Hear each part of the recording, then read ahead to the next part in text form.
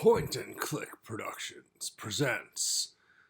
I don't even know exactly what I'm presenting, though the theme in my head has been Joni Mitchell. Don't it always seem to go that you don't know what you got till it's gone? Low note there. So here I am in the wee hours of the morning.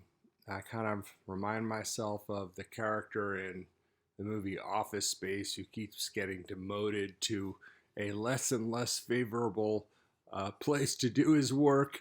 And here I am in the garage, replete with ductwork and various junk, including a Jimi Hendrix poster and a set of drums, and not even a really 100% clear agenda of what I have to say today. So let's see what happens with those auspicious beginnings as we speak, or maybe there we go. No, there we go. Later today, a few individuals will try to overturn an election in my country that had no problems associated with it in particular, which has been proven again and again and again in numerous lawsuits. Some 60 lawsuits, if I'm remembering correctly. Anyway, American life continues to get more and more preposterous, but we are looking forward to a potentially better 2021. Now, if I'm saying anything today, which is debatable, I'm thinking about that line in the Joni Mitchell song of, don't it always seem to go how you don't know what you've got till it's gone?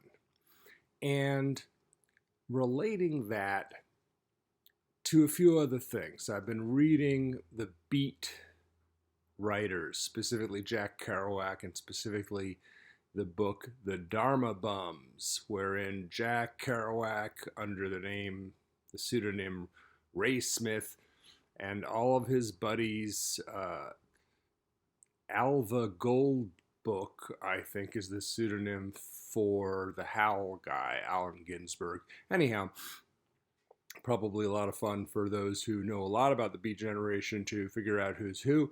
But in any case, for me, it was about a generation, or let's say a group of Buddhist-leaning individuals, or individuals who reckon themselves to be Buddhists, living rather differently from the usual American pattern. In fact, living in many ways like what we might call, I don't know, what's the politically acceptable word?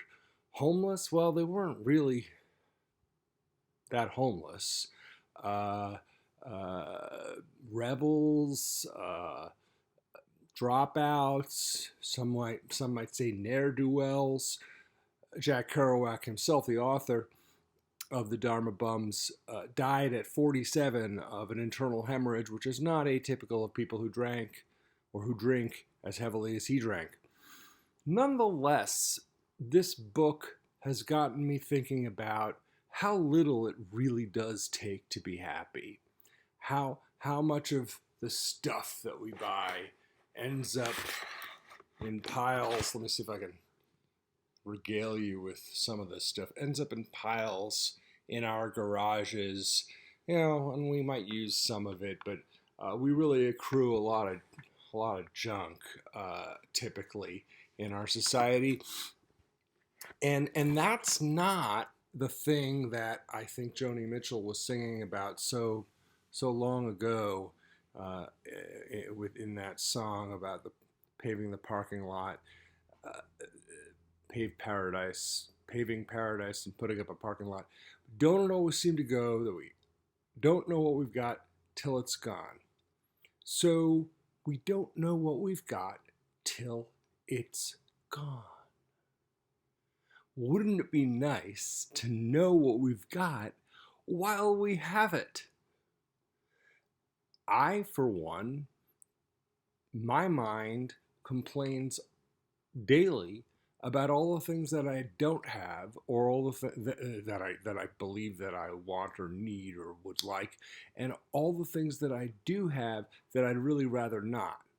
So I guess one of the things I don't have that I sometimes imagine that it would make me happy if I had it. Oh, I don't know. Maybe being a rock star. It's so embarrassing to even mention at this point that, well, I just did. Um,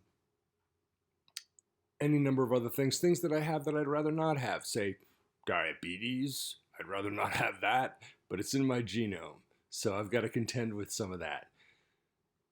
So that's not what we're talking about per se either. It's the things that I have that I don't even realize how wonderful these things are.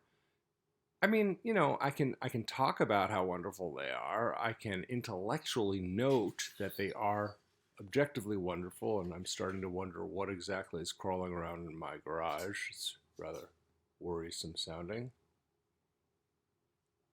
That was interesting. Maybe it was just the wind.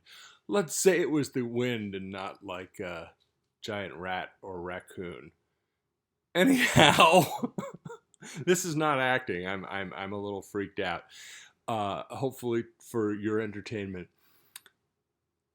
I have a friend who is a songwriter, wonderful songwriter, Mike Zapruder. He's actually the grandson of the guy who filmed Kennedy's head exploding. He has a song that says something like, "How blind do you have to be to cry over diamonds?" And that's what I feel like we do so much of the time, at least what I do, that I'm feeling sorry for myself and I'm surrounded by unbelievable riches. I have children that are fabulous, wonderful, amazing people, bursting with potential, and obviously having kids is a source of suffering. So that tends to cover over the joy, makes it hard to see the joy uh, that they also bring us and that they themselves are. I have a wonderful wife, and as anyone who's been in a relationship for 20 years or more knows, it's very easy to take these people for granted. But I was fortunate recently to have my two cats escape from the house, and one of them we could not find. Dora is the smart one. She came back pretty quickly. Maggie is not the brightest bulb in the marquee, not the sharpest drawer in the knife, and so forth. And she was kind of playing games and staying out for a while. But Maggie has never been my favorite. She's kind of a pain in the neck. She kind of begs for food all day long, and she doesn't really want me to pet her. I guess probably because she doesn't really like me that much, because I don't really like her that much, and animals can really pick that up. But when I thought Maggie was missing, oh, oh, the sadness. Oh, almost a clinical level of depression descended on me almost immediately.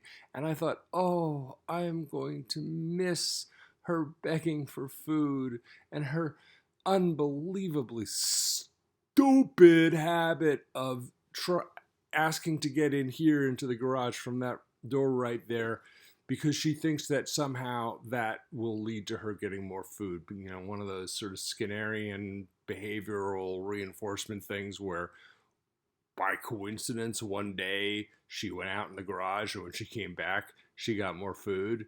So like superstitious pigeons in Skinner's box, now she rather keeps scratching to get out, because and then she comes right back in because apparently she thinks that that will get her more food. Anyway, all these things that annoy me about Maggie, and I just was so heartbroken when I thought that she wouldn't be there to bother me anymore.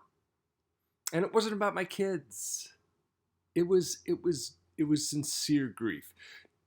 we immediately did everything we could to find her, including throwing away a couple $100 on various postings here, there, and everywhere, and then just found her, partly with the help of my wife wisely buying a roast chicken and cutting it up and putting it in the backyard, and then Maggie's sister Dora, again, the smart one, who keeps an eye on her sister, pretty much pointing, pretty much coming to the back of the house and looking out the plate glass doors and making it known that there was something pretty interesting out there. And of course, it turned out to be her sister. And while I couldn't get her on the first try, my son did a little later. This was instructive. This whole thing. I'm right back where I was. Maggie is annoying to me again. I don't light up when I see her. In a sense, I don't know what I've got. But if it had really been gone, then I would have known. And for that brief period of time that I thought, probably Maggie's not coming back because this is going on too long. This has been a couple of hours, and I see no trace of her. And I was getting pretty worried because I hear a lot about cats that get lost and eaten by coyotes and whatnot. And as I said, it was exactly the things that bother me about her that my heart immediately clung to and said, I'm really going to miss that. There's something profound in here, and there might be something ominous in here, or I've been watching too much Stranger Things and worry that the Demogorgon is lurking somewhere, coming from an alternate dimension into my crowded and messy garage. Anyway, lest I ramble, let's take it to here, and who knows, maybe I'll make more videos after this, and who knows, maybe some of you are watching and have some comments to make. That'd be really fun. And then, who knows, maybe I should say, like and subscribe the way all the big YouTubers do.